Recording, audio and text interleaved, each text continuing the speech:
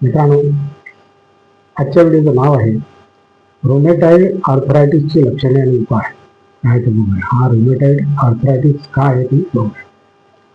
वैद्यकीय अभ्यास आणि सर्वेक्षणानुसार 100 पेक्षा जास्त प्रकारचे संधिवात अस्तित्वात आहेत. बापरे. ज्यांच्या परिस्थिती आणि संधिवात उपचार पद्धती वेगवेगळ्या आहेत. तथापि सर्वात सामान्य प्रकार म्हणजे संधिवात आणि अँटिओ आर्थरायटिस. ज्यांना आर्थरायटिस म्हणजे संधिवाताविषयी माहिती नाही त्यांना ही सांध्याची अत्यंत घातक अवस्था असल्याचे सांगावे. शरीरातील या रोगाचे अस्तित्व आपल्या सुखी जीवनात बाधा आणू शकते. काय आहे रुमेटॉइड आर्थरायटिस बघूया. याला रुमेटी संधिवात संध्यार्थी नावानेही ओळखले जाते. सामान्यतः आर्थरायटिसमध्ये सांध्यासंबंधित त्रास पाहायला मिळतो, पण रुमेटॉइड आर्थरायटिस विषयी बोलायचे तर यात सांध्यासोबत शरीरात इतर अवयव म्हणजे त्वचा, डोळे, फुफ्फुसे, हृदय, किडनी, रक्ताच्या धमन्यांनाही दुष्परिणाम होऊ शकतात. तरी फार घातक आहे बाबा. रुमेटॉइड आर्थरायटिसची लक्षणं काय बघूया मित्रांनो. सांध्यांमध्ये वेदना, सांध्यांमध्ये सूज, सांधे आखडणे, पाठ आणि स्नायूयुक्त वेदना, पाठ आणि स्नायूमध्ये वेदना, बोटांमध्ये गाठी आणि सूज. बापरे. बोटांमध्ये गाठी येतात आणि सूज येते.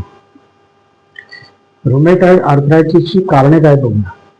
रिपोर्टनुसार असे कळते की हा त्रास पुरुषांपेक्षा स्त्रियांमध्ये जास्त आढळून येतो.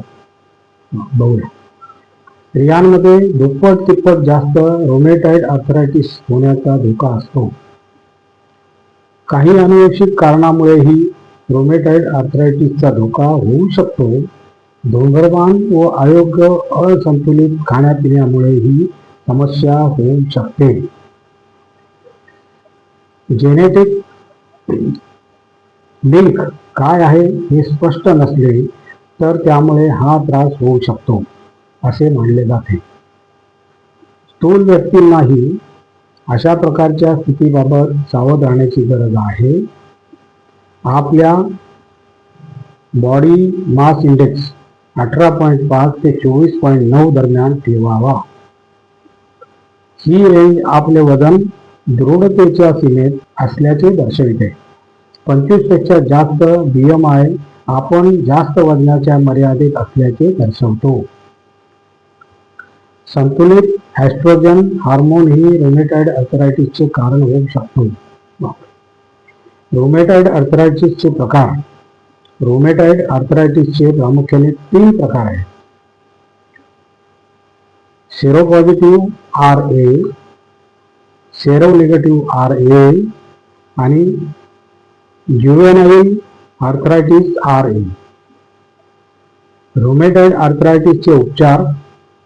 रुमेटॉइड आर्थरायटिसचे उपचार विविध प्रक्रियामध्ये होऊ शकतात. यात आराम, औषधे, व्यायाम आणि सर्जरी सामील आहे. प्रथम जी औषधे अशा परिस्थितीत उपयुक्त मानली जातात ती पाहू. Painkiller, non steroidal anti inflammatory drugs, disease मॉडिफाईंग anti rheumatic drugs, steroid याशिवाय काही पर्यायी औषधे जे रुमेटॉइड आर्थरायटिसमध्ये उपयुक्त ठरू शकतात. अनेकांना एकापेक्षा जास्त औषधे घेण्याची गरज असते आणि अशा प्रकारे आपण आज आहे तो फक्त संधिवाताचा रोग, पण तो रुमेटॉइड आर्थरायटिस. अशा प्रकारे मित्रांनो आपला व्हिडिओ आपला संपलेला आहे. आणि तुम्हाला जर माझा व्हिडिओ आवडला तर लाईक करा, शेअर करा, सबस्क्राईब करा आणि कमेंट जरूर करा. नमस्कार. जय हिंद.